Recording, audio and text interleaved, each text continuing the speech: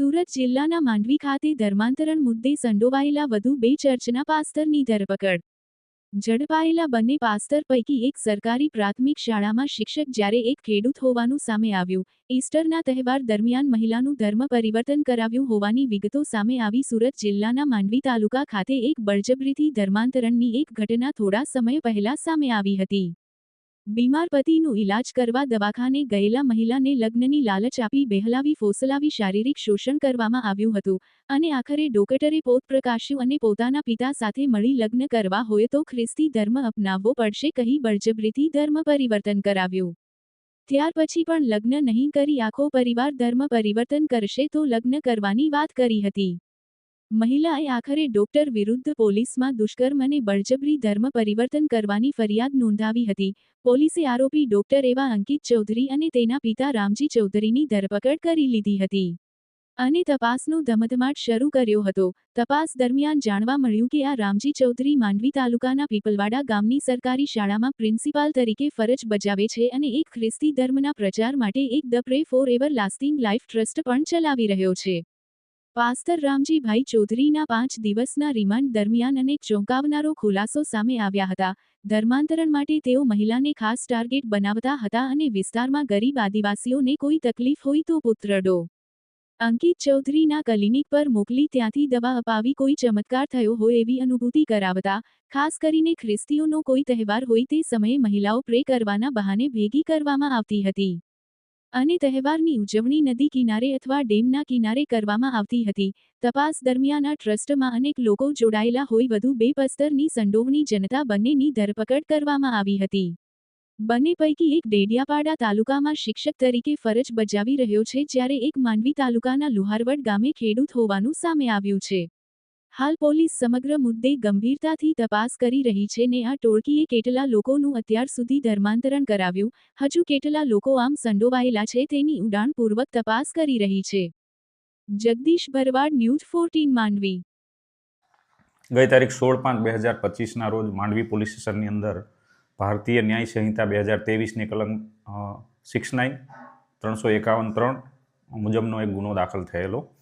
એ ગુનાની હકીકત એવી હતી કે આ કામના પીડિતા બેન છે એમણે માંડવી પોલીસ સ્ટેશનની અંદર ફરિયાદ આપેલી કે તેઓના પતિ છે બીમાર હતા. બીમાર હોવાને કારણે આ કામના આરોપી છે ડૉક્ટર અંકિત રામજીભાઈ ચૌધરી એમના દવાખાને, જે દવાખાનાનું નામ છે ન્યૂ લાઈફ ક્લિનિક, ત્યાં સારવાર માટે અવારનવાર જતા એમના પતિને લઈને.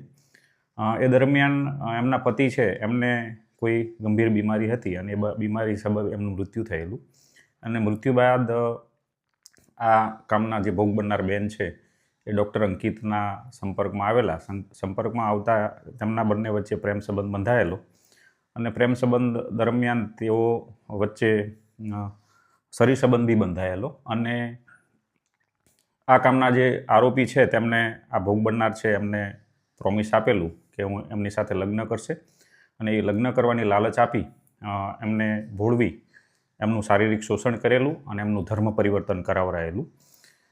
એ સબબ આ કામના જે આરોપી છે એમણે પાછળથી આ ભોગ બનનાર છે એમની સાથે વિશ્વાસઘાત કરતા તેમને વિશ્વાસઘાત થયા હોવાનું ફીલ થતાં તેમણે માંડવી પોલીસ સ્ટેશનમાં આ ફરિયાદ આપેલી અને એ ફરિયાદ સબબ એમના દ્વારા શારીરિક શોષણ ઉપરાંત ધર્મ પરિવર્તન અંગેની હકીકત જણાવવામાં આવેલી અને એ હકીકત છે એની અંદર તથ્ય છે કે નહીં તે અંગેની તપાસ કરવામાં આવેલી.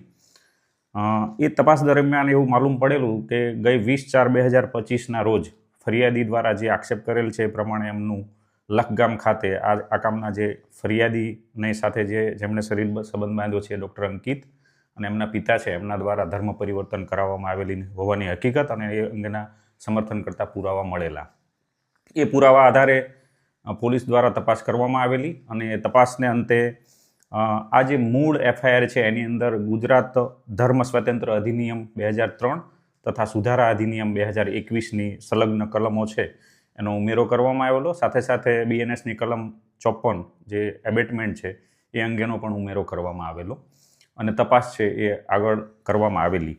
એ તપાસ દરમિયાન પુરાવા મળતા ડૉક્ટર અંકિતના પિતા જે રામજીભાઈ દુબળભાઈ ચૌધરી છે તેમની અટક કરવામાં આવેલી, 5 દિવસના રિમાન્ડ લેવામાં આવેલા અને એ રામજીભાઈ છે પોતે લખગામની બાજુમાં, એમનું વતન છે એની બાજુમાં આવેલા ગામ છે, એમાં જે ગામનું નામ છે એ ગામમાં પોતે પ્રિન્સિપાલ તરીકે નોકરીઓ કરતા હોવાનું પ્રાથમિક શાળાની અંદર માલુમ પડેલું.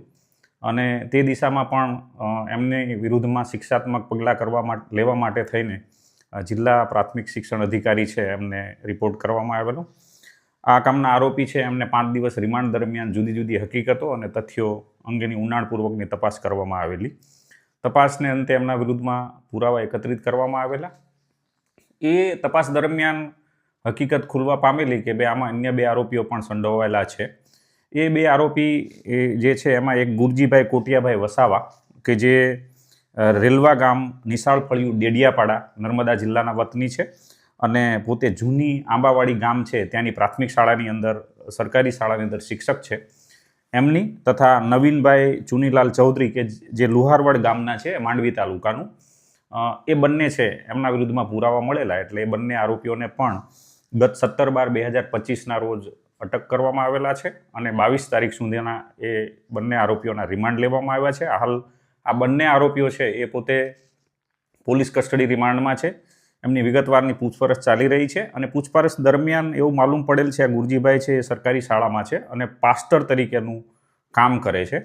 અને નવીનભાઈ ચુનીલાલ ચૌધરી છે એ પોતે ખેતી કામ કરે છે, સાથે સાથે પોતાના ગામમાં આવેલા ચર્ચની અંદર પાસ્ટર તરીકેનું કામ કરે છે. એટલે આ રીતે આ જે બંને આરોપીઓ છે એમને હાલ રિમાન્ડ ઉપર લઈ અને વધુ પુરાવા એકત્રિત કરવાની કાર્યવાહી ચાલુ છે.